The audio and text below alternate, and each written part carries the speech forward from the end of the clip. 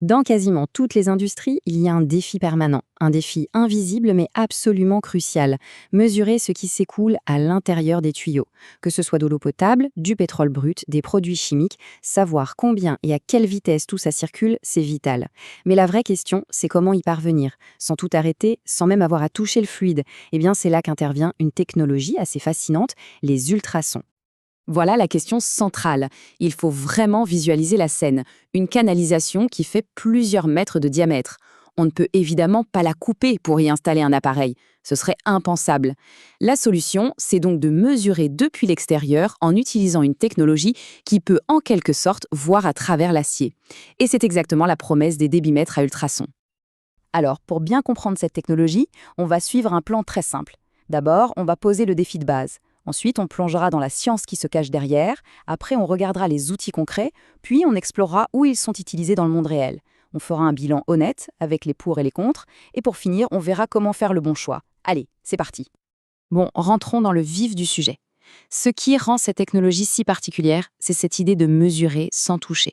C'est vraiment là que réside toute son ingéniosité.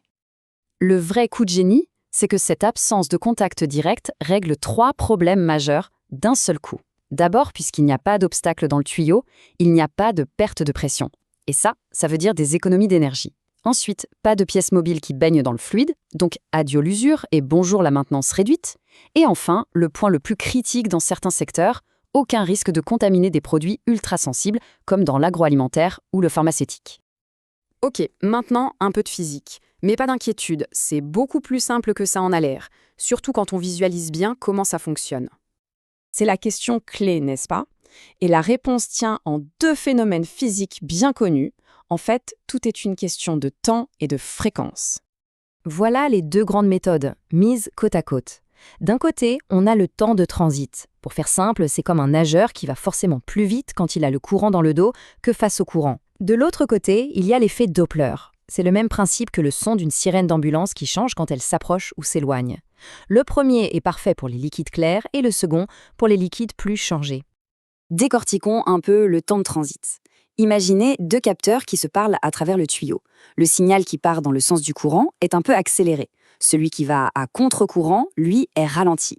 L'appareil va mesurer cette toute petite, infime différence de temps, c'est le fameux delta T, et à partir de ça, il calcule la vitesse du fluide avec une précision bluffante.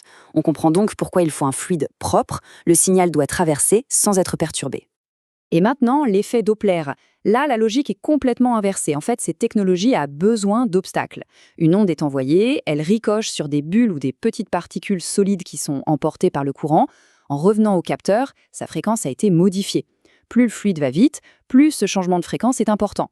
C'est donc la méthode idéale pour les eaux usées ou les boues, justement, là où le temps de transit ne verrait rien du tout. Bien, on a vu la théorie. Maintenant, concrètement, à quoi ça ressemble?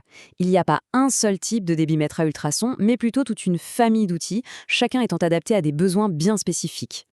Ce tableau résume très bien les différentes options. Le plus connu, c'est le clamp-on. C'est le plus flexible, on le fixe à l'extérieur du tuyau. C'est rapide, pas besoin de couper la production, parfait pour faire des diagnostics.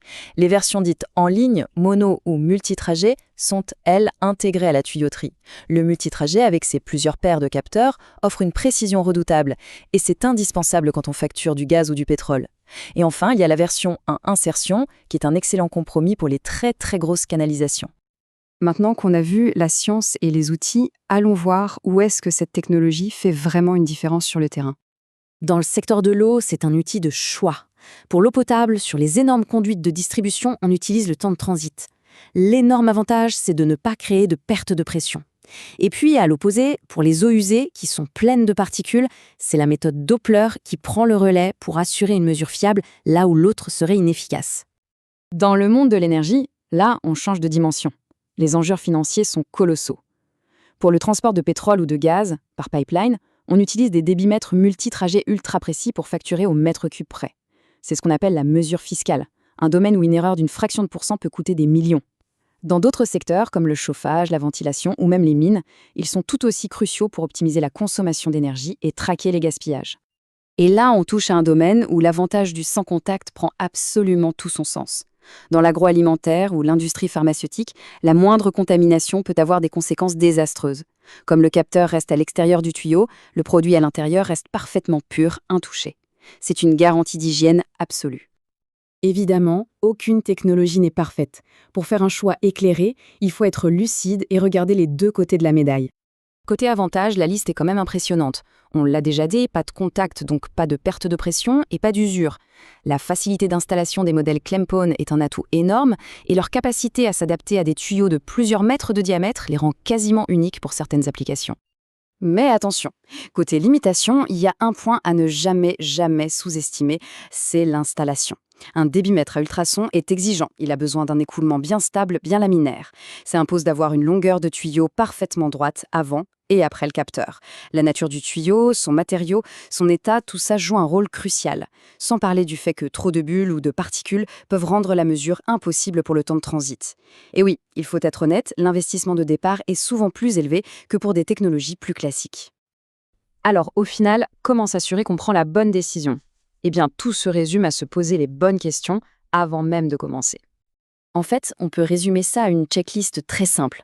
Premièrement, le fluide. C'est lui qui va dicter la technologie.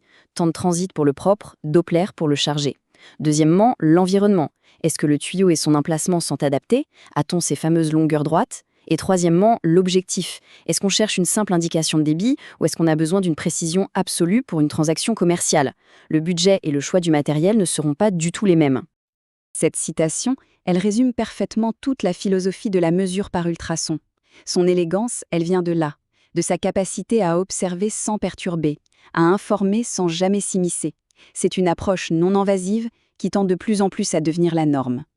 Et c'est la question qui se pose pour l'avenir.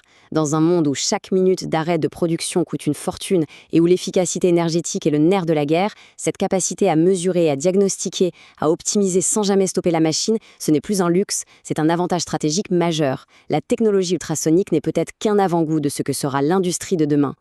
Voilà qui conclut notre analyse, merci de l'avoir suivi.